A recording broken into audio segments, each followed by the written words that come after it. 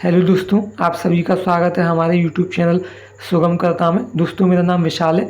मैंने पहली बार में सीटेट का पेपर 1 और पेपर 2 दोनों ही एग्ज़ाम क्वालिफाई किए हैं। और दोस्तों, ये एग्ज़ाम मैंने बिना कोचिंग के क्वालिफाई किए हैं।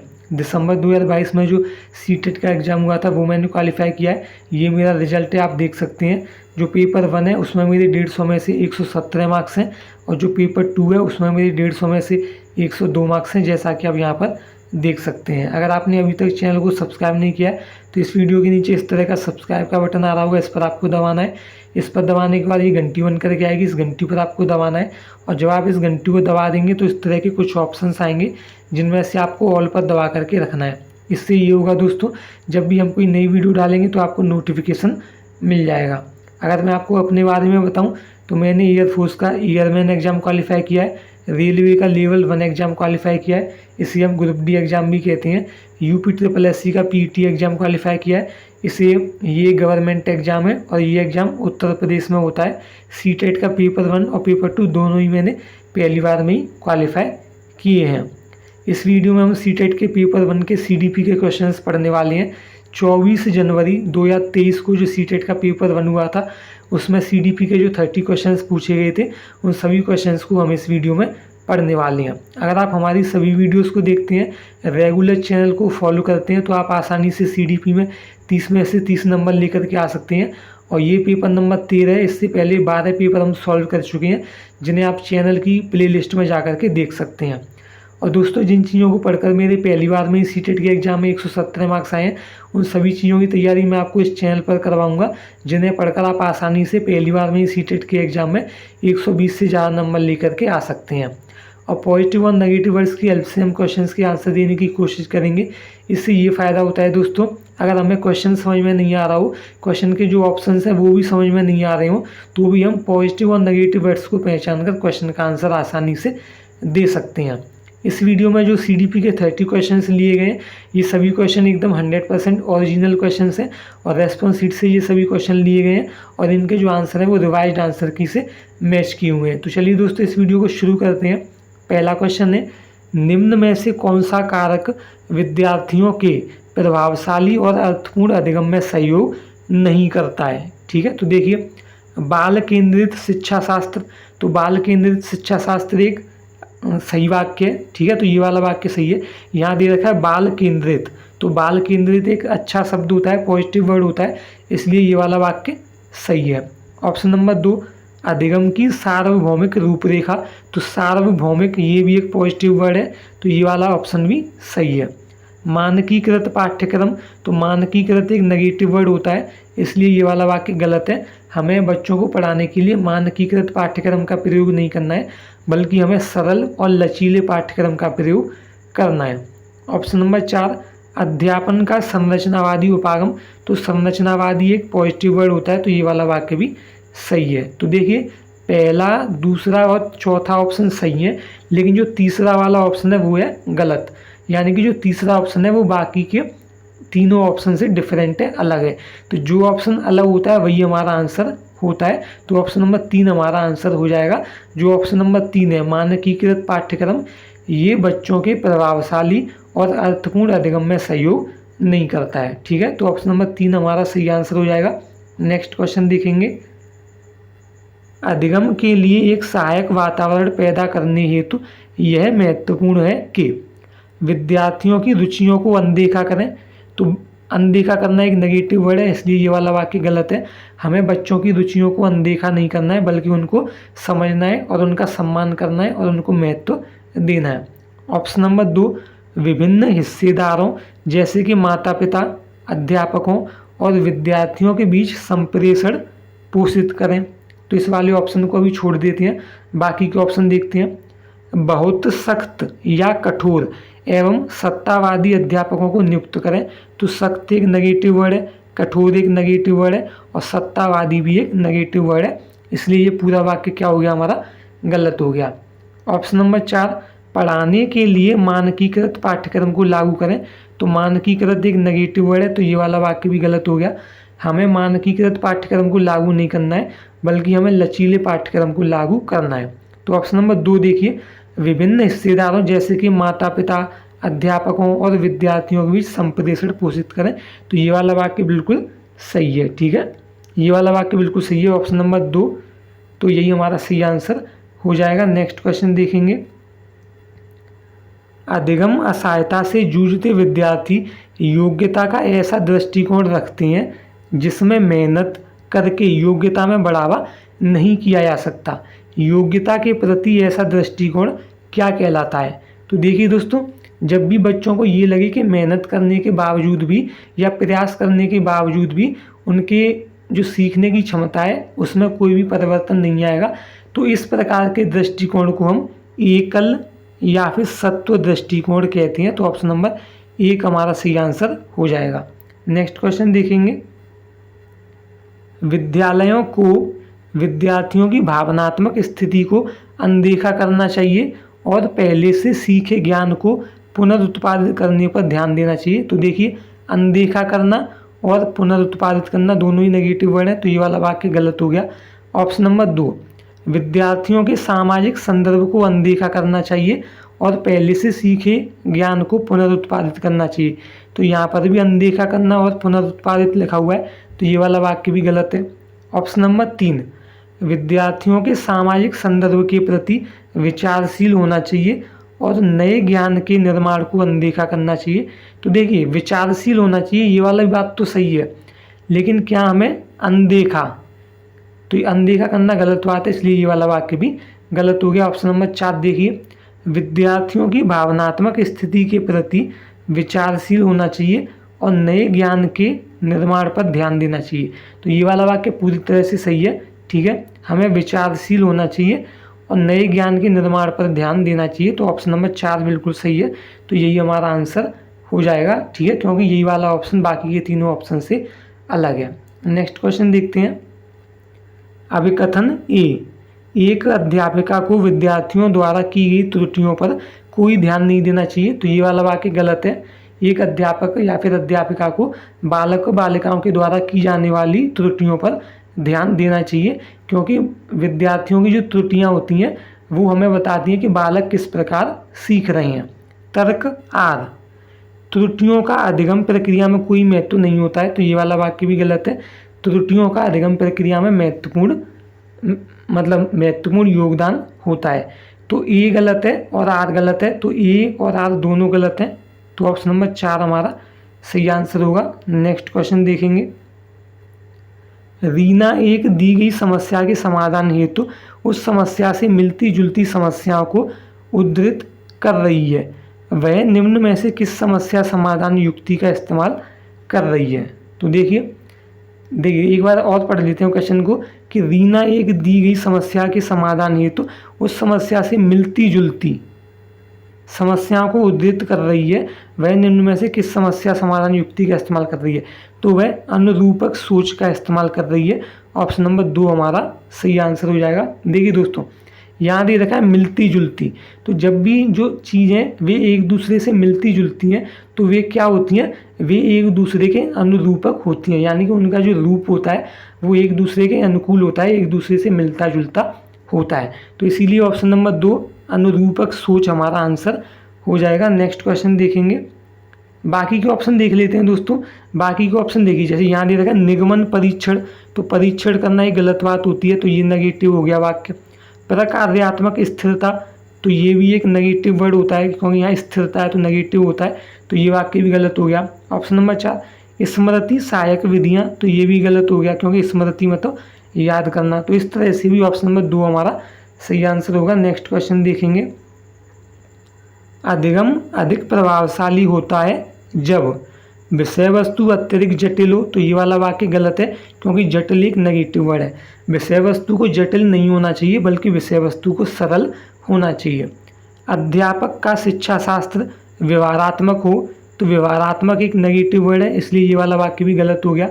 ऑप्शन नंबर 3 अधिगम लक्ष्य परीक्षा केंद्रित हो, तो यहाँ दे रखा है परीक्षा केंद्रित, तो किसी भी चीज़ का परीक्षा केंद्रित होना गलत बात है, तो ये वाला वाक्य गलत है। हमें बच्चों को केवल परीक्षाओं के लिए नहीं पढ़ाना है, बल्कि हमें बच्चों को एक अच्छा नागरिक बनने के लिए, ठीक है, और अच्छे से चीज़ों को सीखने के लिए उसको पढ़ाना है। ऑप्शन नंबर 4 अधिगम का स्वभाव प्रयोगात्मक है, तो ये वाला वाक्य बिल्कुल सही है, क्योंकि यहाँ दे रखा है प्रयोगात्मक। तो प्रयोगात्मक एक पॉजिटिव वर्ड है, इसलिए ऑप्शन नंबर 4 हमारा सही आंसर हो जाएगा। नेक्स्ट क्वेश्चन देखेंगे। अभिकथन ए, शुरुआती उम्र से ही हमारा मस्तिष्क वास्तविक सांसारिक परिवेशों से जुड़ी विषय वस्तु को सीखने में सक्षम होता है। तो ये वाला वाक्य बिल्कुल सही है, ठीक है। हमारा जो मस्तिष्क होता है वह सांसारिक परिवेशों से जुड़ी विषय वस्तु को सीखने में सक्षम होता है बचपन से ही, ठीक है। तर्क आर, प्राथमिक स्तर पर विद्यालयों को अमूर्त विषय वस्तु और पुस्तकीय अधिगम पर बल देना चाहिए, ठीक है। तो यहाँ दे रखा है अमूर्त, तो अमूर्त एक नेगेटिव वर्ड होता है, और पुस्तकीय अधिगम यानी कि किताबों को ज़्यादा महत्व देना चाहिए। तो ये वाला वाक्य क्या है, गलत है, ठीक है। तो ए सही है लेकिन आर गलत है, तो ऑप्शन नंबर 3 हमारा सही आंसर हो जाएगा, ठीक है। नेक्स्ट क्वेश्चन देखेंगे। विद्यार्थियों को डैश बनने के लिए सुसाधित करना चाहिए, स्वतंत्र विचारक। तो ये वाला वाक्य बिल्कुल सही है, हमें विद्यार्थियों को स्वतंत्र विचारक बनने के लिए सुसाधित करना चाहिए, ठीक है। स्वतंत्र, यहाँ लिखा हुआ है स्वतंत्र, स्वतंत्र रहना, ठीक है, आज़ाद होना, ये एक अच्छी बात है, पॉजिटिव वर्ड है, इसलिए ये वाला वाक्य सही है। आश्रित अधिगम करता, तो आश्रित एक नेगेटिव वर्ड है, इसलिए ये वाला वाक्य गलत है। हमें मतलब कि बच्चों को किसी पर भी आश्रित नहीं रहना है, शिक्षकों, ना ही शिक्षकों पर, ना ही किसी और पर। तो आश्रित एक नेगेटिव वर्ड है, तो ये वाला वाक्य गलत हो गया। ऑप्शन नंबर 3, निष्क्रिय अनुकरण करता, तो निष्क्रिय एक नेगेटिव वर्ड है और अनुकरण करता भी एक नेगेटिव वर्ड है, तो ये वाला वाक्य भी गलत है। उच्च श्रेणी के प्रतिद्वंदी, तो प्रतिद्वंदिता या प्रतियोगिता नेगेटिव वर्ड होते हैं, तो ये वाला वाक्य भी गलत है। तो ऑप्शन नंबर 1 हमारा सही आंसर होगा। नेक्स्ट क्वेश्चन देखेंगे। अर्थपूर्ण अधिगम हेतु कक्षा में ऐसी संस्कृति विकसित करनी चाहिए जहां विद्यार्थियों को डैश की अत्यधिक अवसर मिलें। तो एक दूसरे से प्रतिस्पर्धा करने, तो प्रतिस्पर्धा करना, कंपटीशन करना नेगेटिव वर्ड है, तो ये वाक्य गलत हो गया। ज्ञान का निर्माण करने, तो हमें ज्ञान का निर्माण करना चाहिए, ये वाला वाक्य बिल्कुल सही है, ठीक है। तथ्यों को रटकर याद करने, तो रटना और याद करना दोनों ही नेगेटिव वर्ड है, तो ये वाला वाक्य भी गलत हो गया। निष्क्रिय होकर सुनना, तो निष्क्रिय एक नेगेटिव वर्ड है, तो ये वाला वाक्य भी गलत है। तो ऑप्शन नंबर 2 हमारा सही आंसर हो जाएगा। ज्ञान का निर्माण करने के हमें बच्चों को अत्यधिक अवसर देने चाहिए कक्षा के अंदर। नेक्स्ट क्वेश्चन देखेंगे। आगे बढ़ने से पहले अगर आपने अभी तक चैनल को सब्सक्राइब नहीं किया है तो इस वीडियो के नीचे इस तरह का सब्सक्राइब का बटन आ रहा होगा, इस पर आपको दबाना है। इस पर दबाने के बाद ये घंटी बन करके आएगी, इस घंटी पर आपको दबाना है, और जब आप इस घंटी को दबा देंगे तो इस तरह के कुछ ऑप्शंस आएंगे जिनमें से आपको ऑल पर दबा देना है। इससे ये होगा दोस्तों, जब भी हम कोई नई वीडियो डालेंगे तो आपको नोटिफिकेशन मिल जाएगा। आगे बढ़ते हैं। एक स्कूल में एक प्रतिभावान विद्यार्थी को कुछ श्रेणियां छोड़कर सीधे उच्च श्रेणी में पदोन्नत कर दिया जाता है। प्रतिभावान विद्यार्थियों को पढ़ाने के लिए इस स्कूल में किस उपागम का इस्तेमाल किया गया है? तो इसका आंसर हो जाएगा ऑप्शन नंबर 1 त्वरण। ठीक है, त्वरण का मतलब होता है त्वरित, यानी कि एक प्रकार से जल्दी। तो बच्चे के साथ क्या किया गया है, कुछ क्लासों को छोड़कर बच्चे को उच्च कक्षा में पदोन्नत कर दिया गया है। तो इसका आंसर हो जाएगा ऑप्शन नंबर 1 त्वरण। और दोस्तों इसको आपको याद रखना पड़ेगा। नेक्स्ट क्वेश्चन देखेंगे। अवधान न्यूनता अतिक्रियाशीलता विकार से जूझते विद्यार्थियों के संदर्भ में निम्न में से कौन सा कथन सही नहीं है?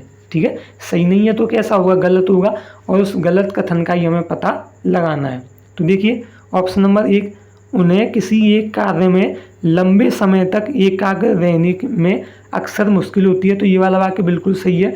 जिन बच्चों में अवधान न्यूनता अतिक्रियाशीलता विकार पाया जाता है वे बच्चे अधिक समय तक एक ही चीज़ पर ध्यान को एकाग्र नहीं कर सकते और ये चीज़ों को जल्दी भूल जाते हैं, और ये कक्षा में एक ही स्थान पर ज़्यादा समय तक नहीं बैठे रह सकते। तो ये सारे गुण ये प्रदर्शित करते हैं। वे अक्सर वस्तुओं को कुलबुलाते रहते हैं और बेचैन रहते हैं। तो ये वाला वाक्य भी बिल्कुल सही है। ठीक है, अवधान न्यूनता अतिक्रियाशीलता विकार वाले जो बच्चे होते हैं वे बेचैन रहते हैं। ठीक है, वे किसी कार्य पर काम करते हुए बहुत आसानी से विचलित हो जाते हैं। तो ये वाला वाक्य भी बिल्कुल सही है, ये बच्चे आसानी से विचलित हो जाते हैं। ऑप्शन नंबर 4, उनकी काफ़ी लंबी और स्थिर अवधान अवधि होती है। अवधान का अर्थ होता है ध्यान रखना, ठीक है। अवधि का मतलब होता है समय। लंबी और स्थिर, यानी कि क्या जिन बच्चों में अवधान न्यूनता, अति क्रियाशीलता, विकार पाया जाता है, ये बच्चे चीज़ों को अधिक समय तक याद रख सकते हैं? बिल्कुल नहीं, ऑप्शन नंबर 4 गलत है। तो बाकी के 3 ऑप्शन से यही डिफरेंट है, ऑप्शन नंबर 4, तो यही हमारा आंसर हो जाएगा। नेक्स्ट क्वेश्चन देखेंगे। क्षीण दृष्टि से जूझते विद्यार्थियों के समायोजन हेतु एक अध्यापक को क्या देने से बचना चाहिए? बचना चाहिए का मतलब है क्या नहीं करना चाहिए। तो दृश्य अव्यवस्थित नोट्स, तो ये वाला वाक्य क्या है? गलत। ये वाला वाक्य क्या है? गलत है। क्यों गलत है? देखिए, एक बच्चा है जिसे देखने में कठिनाई होती है, यहाँ दे रखा है क्षीण दृष्टि, यानी कि कम दृष्टि होना। एक बच्चा है जिसे कि देखने में कठिनाई होती है, और अगर हम उसको नोट्स देंगे तो वे नोट्स बच्चे के लिए किसी भी काम के नहीं होंगे, क्योंकि बच्चा उन नोट्स को देख नहीं पाएगा और ना ही पढ़ पाएगा। आवर्धक लेंस, तो ये वाला वाक्य सही है। हम उसके लिए आँखों का लेंस का व्यवस्था कर सकते हैं जिससे कि उसे देखने में आसानी हो। बड़े आकार में छपी पाठ्य पुस्तकें, तो ये वाला वाक्य भी सही है। अगर हम बच्चे को बड़े आकार में बड़े अक्षरों से युक्त जो मतलब अगर हम बच्चे को ऐसी किताब दें जिसमें अक्षर बड़े बड़े लिखे हुए हों, तो इससे उस बच्चे को पढ़ने में आसानी होगी। ऑप्शन नंबर 4 स्पर्शनीय मानचित्र और आलेख, तो ये वाला वाक्य भी सही है, क्योंकि यहाँ दे रखा है स्पर्शनीय। तो स्पर्शनीय सामग्री दृष्टिबाधित विद्यार्थियों के लिए अच्छी होती है, क्योंकि बच्चे उसको छू करके चीज़ों को समझ सकते हैं। तो दूसरा, तीसरा और चौथा ऑप्शन तो सही वाक्य हैं, लेकिन पहला वाला ऑप्शन गलत वाक्य है। तो यही बाकी के 3 ऑप्शन से अलग है, तो ऑप्शन नंबर 1 हमारा सही आंसर होगा। नेक्स्ट क्वेश्चन देखेंगे। आपका स्कूल विभिन्न सुविधाओं की पहुंच पाने के लिए सीढ़ियों, दरवाज़ों और दूसरी वास्तुकला संबंधित स्वरूपों द्वारा पैदा की गई बाधाओं को दूर करने के लिए अपनी आधारभूत संरचनाओं में सुधार कर रहा है। ऐसा करके स्कूल क्या प्रोत्साहित कर रहा है? तो देखिए दोस्तों, एक स्कूल है जो कि क्या कर रहा है, सीढ़ियों, दरवाज़ों और वास्तुकला से संबंधित जो चीज़ें जो कि बच्चों के लिए बाधाएं उत्पन्न करती हैं, उन बच्चों में, उन चीज़ों में वो विद्यालय क्या कर रहा है, सुधार कर रहा है। जैसे कि मान लीजिए कोई बच्चा व्हील चेयर पर कर रहा है, तो विद्यालय वाले क्या कर रहे हैं, सीढ़ियों के बगल से स्लिप भी बनवा रहे हैं, जिससे कि बच्चा उस व्हील चेयर, उस मतलब स्लिप जैसी जगह पर अपनी व्हील चेयर को चला सके। या फिर अगर कोई दूसरा व्यक्ति व्हील चेयर को ले जा रहा है तो वो आसानी से उसको ले जा सके। तो इन सारी चीज़ों को हम क्या कहते हैं, समावेशन, यानी कि चीज़ों को बच्चों के लिए आसान किया जा रहा है।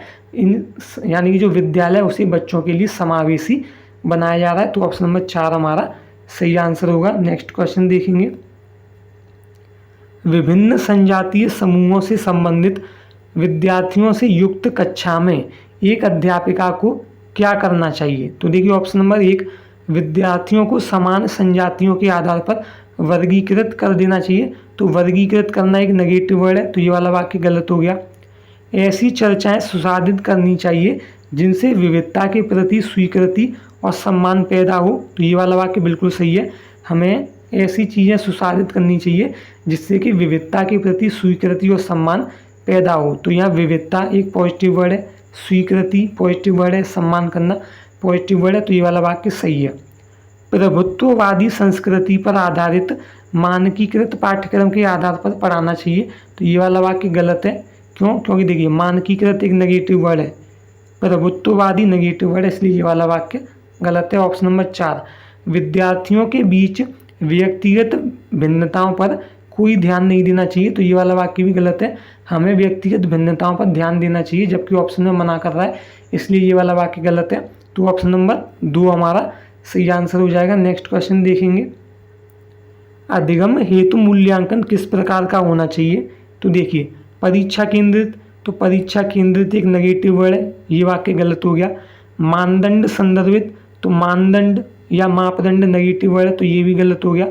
रचनात्मक, तो रचनात्मक एक पॉजिटिव वर्ड होता है, अच्छा शब्द होता है, तो ये वाला सही है। मानकीकृत एक नेगेटिव वर्ड है, तो ये भी गलत है। तो ऑप्शन नंबर 3 बाकी के 3 ऑप्शन से अलग है, तो यही हमारा सही आंसर होगा। नेक्स्ट क्वेश्चन देखेंगे। विद्यार्थियों में समालोचनात्मक सोच को बढ़ावा देने के लिए जरूरी है कि कक्षा में चर्चा और बहस को टाला जाए। यानी कि हमें कक्षा में चर्चा और बहस नहीं करनी चाहिए, तो ये वाला वाक्य गलत है, हमें क्लास में चर्चा करनी चाहिए। ऑप्शन नंबर 2, विद्यार्थियों को चिंतन का समय दिया जाए, तो ये वाला वाक्य बिल्कुल सही है, हमें बच्चों को चिंतन करने के लिए सोच विचार करने के लिए समय देना चाहिए। ऑप्शन नंबर 3, रटकर याद करने पर बल दिया जाए, तो रटना और याद करना नेगेटिव वर्ड है, तो ये वाला वाक्य गलत हो गया, हमें रटने और याद करने पर बल नहीं देना है, बल्कि हमें चीज़ों को समझने पर बल देना है। ऑप्शन नंबर 4, विद्यार्थियों को सहयोगात्मक कार्य देने से बचा जाए, यानी कि बच्चों को सहयोगात्मक कार्य ना दिया जाए, क्योंकि बचने का मतलब होता है नहीं करना, तो सहयोगात्मक कार्य नहीं देना चाहिए, तो बिल्कुल गलत है, हमें बच्चों के अंदर सहयोग की भावना को विकसित करना चाहिए, जबकि ऑप्शन में मना कर रहा है, इसलिए ये वाला वाक्य गलत है। तो ऑप्शन नंबर 2 बाकी के तीनों ऑप्शन से अलग है, तो यही हमारा सही आंसर हो जाएगा। नेक्स्ट क्वेश्चन देखेंगे। एक अध्यापक के तौर पर आप अपनी कक्षा में मौजूद व्यक्तिगत भिन्नताओं को अपनाने के लिए निम्न में से क्या करेंगे? तो ऑप्शन नंबर 1, मिश्रित योग्यता समूह बनाएंगे, तो ये वाला वाक्य बिल्कुल सही है, हमें ऐसे समूह बनाएंगे जिनमें हर प्रकार के बच्चे होते हों। पाठ्यक्रम को समृद्ध करना, तो इस ऑप्शन को भी छोड़ देते हैं। ऑप्शन नंबर 3, अध्यापन के बाल केंद्रित तरीके अपनाना, तो ये वाला वाक्य बिल्कुल सही है, क्योंकि यहाँ दे रखा है बाल केंद्रित, तो बाल केंद्रित एक पॉजिटिव वर्ड होता है, ठीक है, हमें बच्चों को पढ़ाने के लिए बाल केंद्रित तरीके अपनाने चाहिए। विद्यार्थियों का नामकरण करना, तो ये वाला वाक्य बिल्कुल गलत है, ठीक है, यहाँ दे रखा है नामकरण, तो नामकरण करना या फिर नामांकित करना नेगेटिव वर्ड है, इसलिए ये वाला वाक्य गलत है। ऑप्शन नंबर 2 देखिए, पाठ्यक्रम को समृद्ध करना, यानी कि हमें पाठ्यक्रम को समृद्ध तरीके से बच्चों को पढ़ाना चाहिए, तो ठीक है, ऑप्शन नंबर 2 भी सही है। तो ऑप्शन नंबर 1, 2 और 3 सही है, तो ये दे रखे हैं केवल ऑप्शन नंबर 2 में, ठीक है, 1, 2 और 3, तो ऑप्शन नंबर 2 हमारा सही आंसर हो जाएगा। नेक्स्ट क्वेश्चन देखेंगे। कक्षा में जेंडर रूढ़िवादिता को रोकने के लिए यह महत्वपूर्ण है कि अंतर जेंडर पारस्परिकता को प्रतिबंधित किया जाए, तो ये वाला वाक्य गलत है, क्योंकि प्रतिबंध लगाना नेगेटिव वर्ड है, इसलिए ये वाला वाक्य गलत है। जेंडर भेदभाव पर चर्चा करने से बचा जाए, बचने का अर्थ है कि नहीं किया जाए, तो क्या हमें चर्चा नहीं करनी चाहिए? तो गलत बात, हमें चर्चा करनी चाहिए, जबकि ऑप्शन में मना कर रहा है, इसलिए ये वाला वाक्य भी गलत हो गया। ऑप्शन नंबर 3, ऐसे उदाहरण प्रस्तुत किए जाएं जो उन रूढ़िवादिताओं को चुनौती दें, चुनौती देने का अर्थ होता है विरोध करना, तो हमें ऐसे उदाहरण प्रस्तुत करने चाहिए जो कि रूढ़िवादिताओं का विरोध करती हों, तो ये वाला वाक्य बिल्कुल सही है। ऑप्शन नंबर 4, रोजमर्रा, ठीक है, यहाँ दे रखा है रोजमर्रा यानी कि डेली की गतिविधियों द्वारा जेंडर पक्षपात किया जाए, तो यहाँ कह रहा है कि जेंडर पक्षपात किया जाए, तो जेंडर पक्षपात करना गलत बात है, तो ये वाला वाक्य गलत हो गया। तो पहला, दूसरा और चौथा ऑप्शन गलत है, तीसरा ऑप्शन हमारा सही आंसर हो जाएगा, क्योंकि ये बाकी के 3 ऑप्शन से अलग है। नेक्स्ट क्वेश्चन देखेंगे। अभिकथन ए, जब शुरुआत में कोई विद्यार्थी किसी समस्या को हल नहीं कर पा रहा हो तो अध्यापिका को उसे बोल बोल कर सोचने के लिए प्रोत्साहित करना चाहिए, तो ये वाला वाक्य बिल्कुल सही है, क्योंकि यहाँ दे रखा है प्रोत्साहित करना, तो प्रोत्साहित करना एक अच्छी बात होती है, इसलिए ये वाला वाक्य सही है। तर्क आर, ठीक है, यहाँ दे रखा है तर्क आर, मौखिकीकरण और बोल बोल कर सोचना विचारों को क्रमित करता है और दी गई समस्या का हल ढूंढने में मदद करता है, तो ये वाला वाक्य भी बिल्कुल सही है। तो ए और आर दोनों सही हैं, ठीक है, ए और आर दोनों सही हैं, और आर ए की सही व्याख्या करता है, ऑप्शन नंबर 1 हमारा सही आंसर हो जाएगा। नेक्स्ट क्वेश्चन देखेंगे। आगे बढ़ने से पहले अगर आपने अभी तक चैनल को सब्सक्राइब नहीं किया है तो इस वीडियो के नीचे इस तरह का सब्सक्राइब का बटन आ रहा होगा, इस पर आपको दबाना है, इस पर दबाने के बाद ये घंटी बन करके आएगी, इस घंटी पर आपको दबाना है। जब आप इस घंटी को दबाएंगे तो इस तरह के कुछ ऑप्शंस आएंगे जिनमें से आपको ऑल पर दबा देना है। इससे ये होगा दोस्तों, जब भी हम कोई नई वीडियो डालेंगे तो आपको नोटिफिकेशन मिल जाएगा। आगे बढ़ते हैं।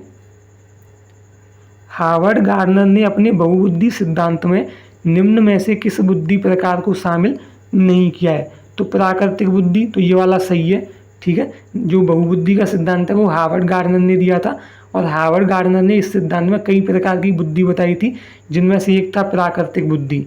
स्थानीय बुद्धि, ठीक है, यहाँ देखा स्थानीय बुद्धि, इस ऑप्शन को भी छोड़ते हैं। ऑप्शन नंबर 3 देखिए, बोधन बुद्धि, तो बोधन बुद्धि के बारे में उन्होंने अपने सिद्धांत में नहीं बताया। अंतर्वैयक्तिक बुद्धि, तो इस अंतर्व्यक्तिक बुद्धि के बारे में उन्होंने अपने सिद्धांत में बताया है और स्थानीय बुद्धि के बारे में भी बताया है। तो ऑप्शन नंबर 3 बाकी के 3 ऑप्शन से अलग है, तो ऑप्शन नंबर 3 हमारा सही आंसर हो जाएगा। हार्वर्ड गार्डनर ने अपने बहुबुद्धि के सिद्धांत में बोधन बुद्धि के बारे में कोई भी चर्चा नहीं की है। नेक्स्ट क्वेश्चन देखेंगे, निम्न में से कौन सी एक संरचनावादी अध्यापक की विशेषता है? ऑप्शन नंबर 1, बहुत अमूर्त विचारों पर आधारित पाठ तैयार करना। तो अमूर्त एक नेगेटिव वर्ड है, तो ये वाला वाक्य गलत हो गया। अकेले हल करने के लिए बहुत सारी समस्याएं देना, तो ये वाला वाक्य भी गलत है, क्योंकि यहाँ देखा बहुत सारी और यहाँ भी दे रखा था बहुत। अगर ऑप्शन में बहुत आ जाए तो वो वाला वाक्य गलत होता है। अधिगम का मूल्यांकन अर्धकालीन परीक्षाओं के आधार पर करना, तो परीक्षाओं के आधार पर मूल्यांकन करना गलत बात होती है, तो ये वाला वाक्य भी गलत है। ऐसी गतिविधियां आयोजित करना जिससे विद्यार्थियों की अवधारणाओं को चुनौती मिले, तो ये वाला वाक्य बिल्कुल सही है।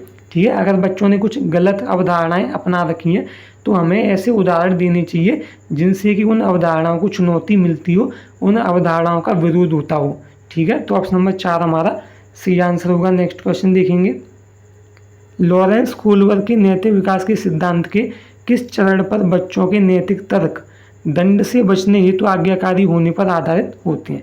तो देखिए दोस्तों, इसका आंसर हो जाएगा ऑप्शन नंबर 1, पूर्व परंपरागत स्तर या फिर पूर्व परंपरागत चरण।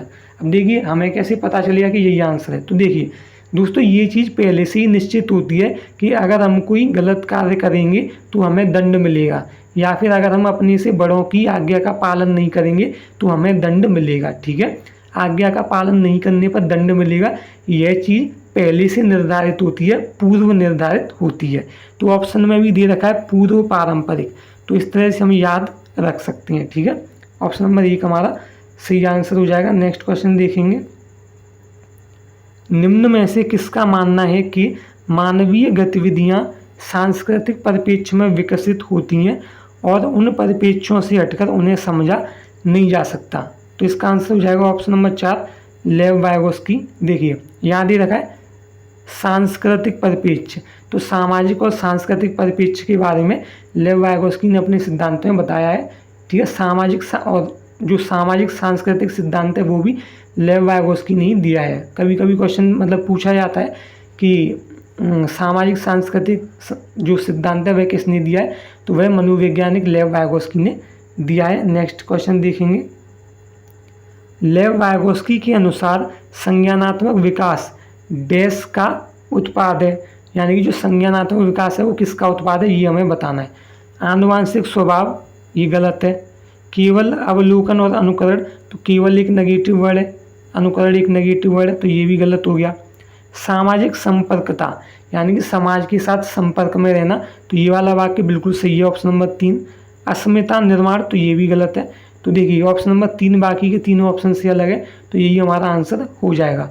जो संज्ञानात्मक विकास होता है वह सामाजिक संपर्कता का उत्पाद होता है। ऑप्शन नंबर, तो नेक्स्ट क्वेश्चन देखेंगे, जीन पियाजे के संज्ञानात्मक विकास के सिद्धांत के अनुसार किस चरण पर अधिकतर बच्चे दूसरों के दृष्टिकोण को समझने में विशेषतः कठिनाई महसूस करते हैं? तो देखिए इसका आंसर हो जाएगा ऑप्शन नंबर 2, पूर्व संक्रियात्मक अवस्था। ठीक है, पूर्व संक्रियात्मक अवस्था में जो बच्चे होते हैं वे दूसरों के दृष्टिकोण को समझने में कठिनाई महसूस करते हैं। तो ऑप्शन नंबर 2 हमारा सही आंसर होगा। नेक्स्ट क्वेश्चन देखेंगे, जीन पियाजे के सिद्धांत में क्रियाओं और विचारों की संगठित प्रणाली जो व्यक्ति को उनके जीवन से संबंधित वस्तुओं और घटनाओं को मानसिक रूप से प्रस्तुत करने और सोचने की स्वीकृति देती है, क्या कहलाती है? ये कहलाती है स्कीमा। तो ऑप्शन नंबर 4 हमारा सही आंसर हो जाएगा। स्कीमा या टाइपिंग मिस्टेक है, स्कीमा हम इस तरह से लिखते हैं और स्कीमा जीन पियाजे से संबंधित है। तो क्वेश्चन में दे रखा है जीन पियाजे, यहाँ दे रखा है स्कीमा, तो ऑप्शन नंबर 4 हमारा सही आंसर हो जाएगा। नेक्स्ट क्वेश्चन देखेंगे, बहुत छोटे बालकों के लिए डैश समाजीकरण की प्राथमिक संस्था है। तो देखिए दोस्तों, समाजीकरण की जो प्राथमिक संस्थाएं होती हैं वो होती है परिवार, पास पड़ोस और आस पड़ोस। ठीक है, परिवार, पास पड़ोस और आस पड़ोस, ये तीनों ही शब्द समाजीकरण की प्राथमिक संस्थाएं होती हैं या फिर प्राथमिक कारक होते हैं। इन तीनों के अलावा जो भी ऑप्शन दिए रखे हों वे समाजीकरण की द्वितीयक संस्थाएं या फिर द्वितीयक कारक होती हैं। जैसे कि ऑप्शन नंबर 4 दे रखा है यहाँ लिखा हुआ है परिवार, तो ये समाजीकरण की प्राथमिक संस्था है। बाकी की धार्मिक संस्था, विद्यालय, मुद्रक संचार, संचार माध्यम, स्कूल, शिक्षक, विद्यालय, ठीक है, संचार के माध्यम, ये सभी समाजीकरण के द्वितीयक संस्थाएं होती हैं। तो ऑप्शन नंबर 4 हमारा सही आंसर हो जाएगा। तत्कालीन परिवार हमारा प्राथमिक संस्था होती है समाजीकरण की। नेक्स्ट क्वेश्चन देखेंगे, विकास की नमनीयता में विश्वास रखने वाले सिद्धांतकारी निम्न में से किस दृष्टिकोण को मानते हैं? तो केवल स्वभाव ही विकास निर्धारित करता है, तो केवल एक नेगेटिव वर्ड है, तो ये वाक्य गलत हो गया। पालन पोषण विकास को प्रभावित करता है, ये वाला वाक्य बिल्कुल सही है। जो बच्चे का पालन पोषण होता है, यानी कि किस तरह का भोजन बच्चे को दिया जा रहा है, किस तरह का वातावरण उसको मिल रहा है, उसके परिवार के लोगों का व्यवहार कैसा है, ये सारी चीज़ें बालक के विकास को प्रभावित करती हैं। विकास हमेशा निरंतर होता है, तो हमेशा एक नेगेटिव वर्ड है, तो ये वाक्य गलत है। विकास हमेशा अनिरंतर होता है, तो इसमें भी हमेशा है, ये वाला वाक्य भी गलत है। विकास निरंतर होता है, ये बात सही है, लेकिन कभी कभी विकास रुक रुक कर भी होता है। इसलिए तो पहला, तीसरा और चौथा ऑप्शन गलत है, जबकि ऑप्शन नंबर 2 है वो सही वाक्य है, तो यही हमारा आंसर हो जाएगा। नेक्स्ट क्वेश्चन देखेंगे, क्रांतिक अवधि के संप्रत्यय की क्या अवधारणा है? तो विकास के दौरान अपरिवर्तनीय क्षति, वातावरण का विकास पर कोई प्रभाव ना होना, तो ये वाला वाक्य गलत है, ठीक है। वातावरण का विकास पर प्रभाव पड़ता है, जबकि ऑप्शन में आ गया ना, यानी कि मना कर रहा है। तो ऑप्शन में जब भी ना या फिर नहीं आ जाए तो वो वाला वाक्य हमारा गलत होता है। आनुवांशिकता का विकास पर बहुत कम प्रभाव पड़ता है, तो बहुत कम प्रभाव नहीं पड़ता, बल्कि बहुत ही अधिक प्रभाव पड़ता है, तो ये वाला वाक्य भी गलत है। पुरस्कारों का विकास के दौर पर नकारात्मक प्रभाव होना, पुरस्कारों का विकास के दौर पर नकारात्मक प्रभाव होना, तो देखिए दोस्तों, ये कह रहा है कि जो पुरस्कार होते हैं, अगर हम पुरस्कारों को महत्व देंगे तो इससे बालक पर क्या होगा, बालक के विकास पर नकारात्मक प्रभाव पड़ेगा, तो ये वाला वाक्य बिल्कुल सही है, ठीक है। ऑप्शन नंबर 1 विकास के दौरान अपरिवर्तनीय क्षति, तो ये वाला वाक्य क्या है, गलत है, ठीक है। तो ऑप्शन नंबर 4 को देखिए, पुरस्कारों का विकास के दौर पर नकारात्मक प्रभाव होना, तो ऑप्शन नंबर 4 हमारा सही आंसर हो जाएगा। तो ये थे दोस्तों CDP के 30 क्वेश्चंस, जिन्हें हमने एकदम डिटेल में डिस्कस किया। अच्छे से मैंने क्वेश्चन और जो ऑप्शन है उन्हें एकदम डिटेल में अच्छे से आपको समझाया, पॉजिटिव और नेगेटिव वर्ड्स की हेल्प से। और दोस्तों, अगर आपने अभी तक चैनल को सब्सक्राइब नहीं किया तो इस वीडियो के नीचे इस तरह का सब्सक्राइब का बटन आ रहा होगा, इस पर आपको दबाना है। इस पर दबाने के बाद ये घंटी बन करके आएगी, इस घंटी पर आपको दबा देना है, और जब आप इस घंटी को दबाएंगे तो इस तरह के कुछ ऑप्शंस आएंगे, जिनमें से आपको ऑल पर सेलेक्ट कर लेना है। इससे ये होगा दोस्तों, जब भी हम कोई नई वीडियो डालेंगे तो आपको नोटिफिकेशन मिल जाएगा। और दोस्तों, ये वीडियो आपको कैसी लगी कमेंट करके ज़रूर बताइएगा। वीडियो अच्छी लगी हो तो वीडियो को लाइक कर दीजिए, दोस्तों के साथ शेयर कर दीजिए। और दोस्तों, आपसे रिक्वेस्ट है कि प्लीज़ वीडियो को लाइक ज़रूर कर दीजिएगा। इस वीडियो को देखने के लिए आपका बहुत बहुत धन्यवाद दोस्तों। चैनल के साथ जुड़े रहिए, मिलते हैं अगली वीडियो में।